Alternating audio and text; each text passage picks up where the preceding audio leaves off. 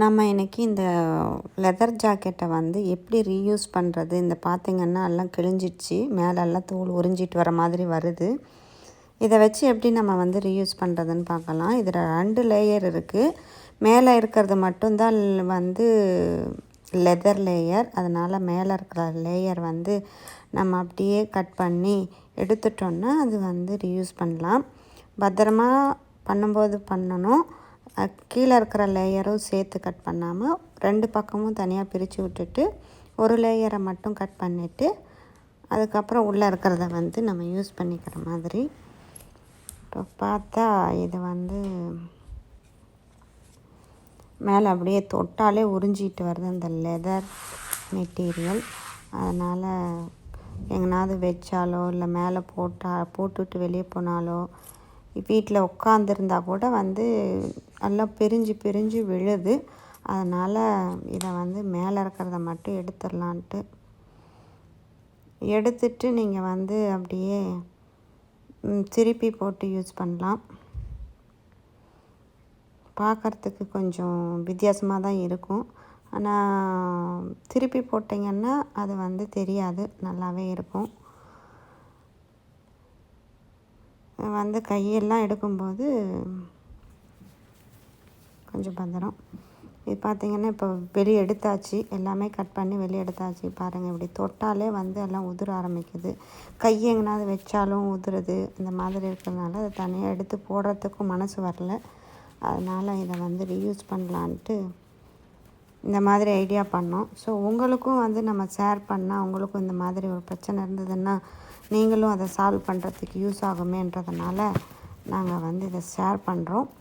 இதை வந்து துவைச்சிட்டு அப்படியே யூஸ் பண்ணிக்க வேண்டியதுதான். இப்போ திருப்பி போட்டிங்கன்னா பார்த்திங்கன்னா ஜாக்கெட் வந்து அப்படியே புதுசு மாதிரியே இருக்கும். எந்த ஒரு பிரச்சனையும் தெரியாது நம்ம பண்ணுற ஆல்டர்னேட்டிவ்ஸ் எல்லாம். இதெல்லாம் ரொம்ப இப்படி பிச்சு எடுக்கிறதுக்குள்ளேயே கட் பண்ணி எடுக்கிறதுக்குள்ளே இவ்வளோ. ஸோ ஃபஸ்ட்டு இதுதான் ஃபினிஷ்ட் ப்ராடக்ட். அப்புறம் ஆனால் இது வந்து இப்படி கொஞ்சம் அக்லியாக தான் இருக்கும். இதுதான் அந்த வந்து கட் பண்ணி எரிஞ்ச பீஸ்.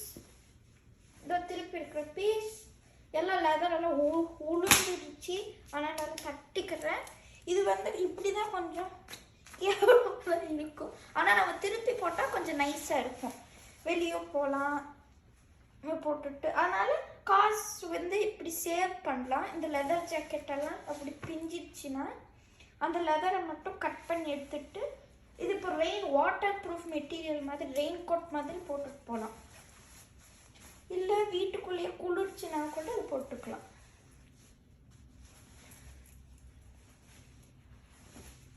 ஏன்னா உள்ள இருக்கிறதெல்லாம் எடுத்துடுங்க.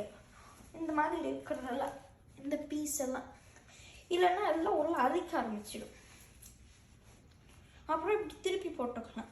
ஏன்னா ஒரே ஒரு ஃபால்ட்டுன்னா ஜிப்பெல்லாம் பேக்வேர்டில் போடணும், இப்படி ரிவர்ஸில்.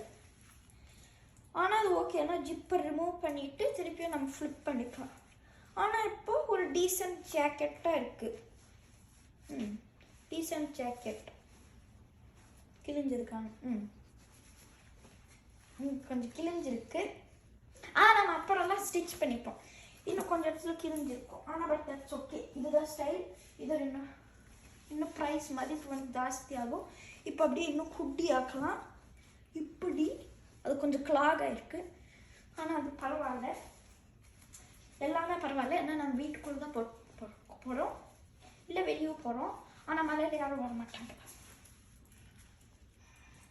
அப்புறம் இது போட்டுக்கலாம் இப்படி ரிவர்ஸில். அதுவும் 2 ஜிப்பு, ஒரு ஜிப் பத்தாதுன்ட்டு. இது அது ரிவர்ஸ் போடும்போது இப்படி கிளாக் ஆகும் கொஞ்சம்.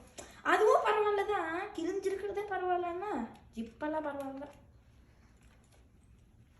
அப்புறம் திருப்பியும் போட்டுட்டு இன்னொரு தடவையும் சுற்றி காட்டுறேன்.